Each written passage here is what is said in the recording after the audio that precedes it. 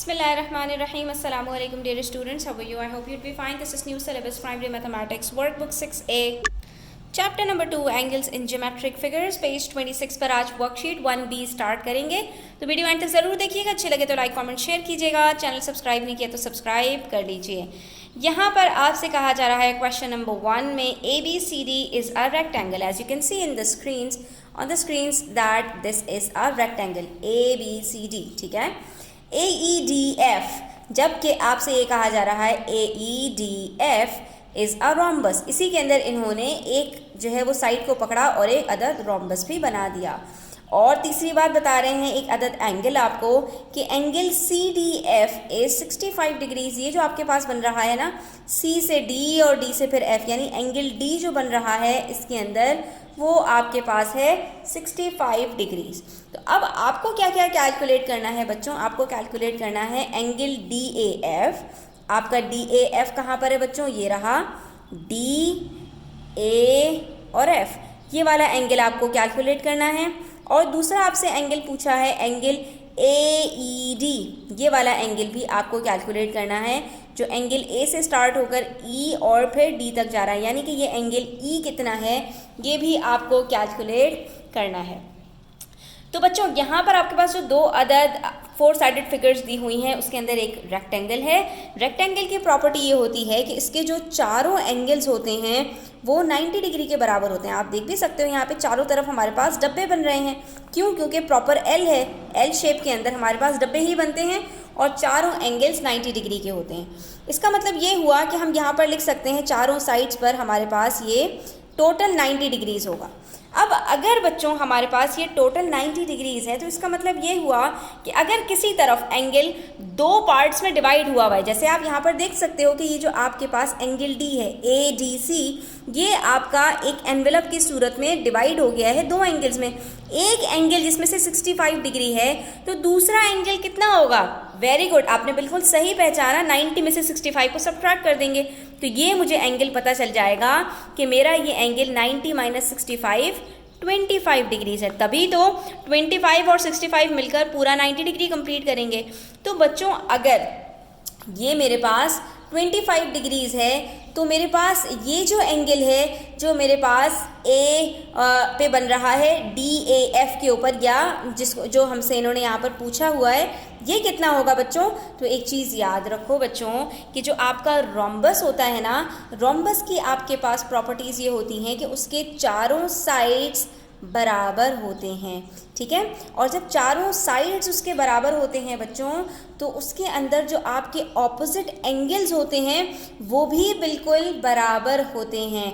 ठीक है, तो इसका मतलब ये हुआ कि हमारे पास ये जो पूरा एंगल बनेगा ये बराबर होगा इसके एंगल के।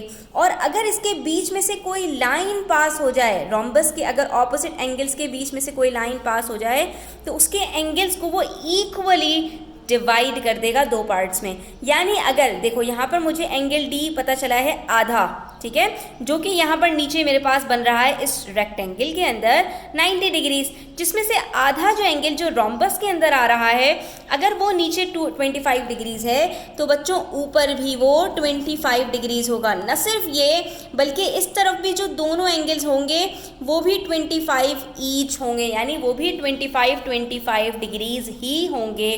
और इस तरह से इस रोम्बस के अंदर मुझे 4 एंगल्स पता चल गए, यानी जिसको हम कह सकते हैं दो ऑपोजिट एंगल्स मुझे पता चल गए। ठीक है, 25 प्लस 25 50 डिग्रीज, और इसी तरह से 25 प्लस 25 50 डिग्रीज। तो 50 प्लस 50 100 डिग्रीज मुझे पता चल चुके हैं।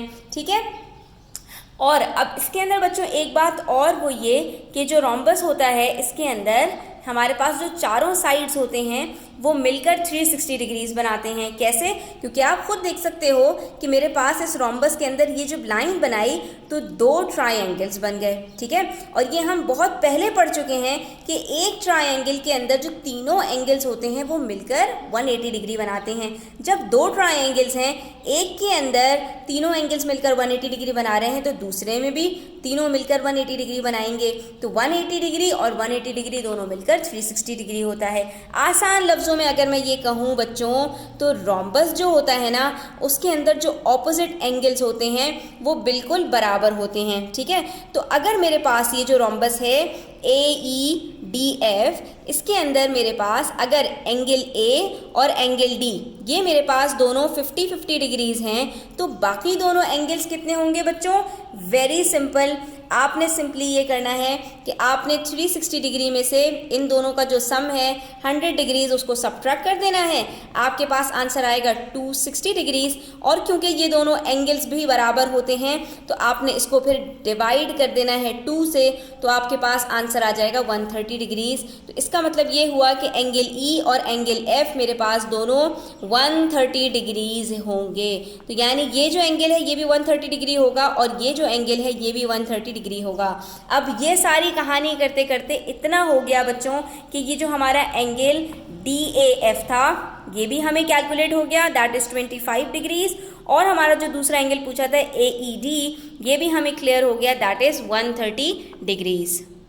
तो बस इन सारी बातों को आसान रखते हैं बच्चों। पहली बात इन्होंने हमसे DAF पूछा था, जो कि हमारे पास ये एंगल है DAF। ये वाला एंगल निकालने के लिए बच्चों, क्योंकि ये एक रोम्बस है, हमें ये वाला एंगल पता होना चाहिए। ठीक है, अब ये वाला एंगल भी हमें पता नहीं था, लेकिन हमें ये पता था कि ये एक रेक्टेंगल के अंदर है जिसका एक एंगल हमें मालूम था 65 डिग्री।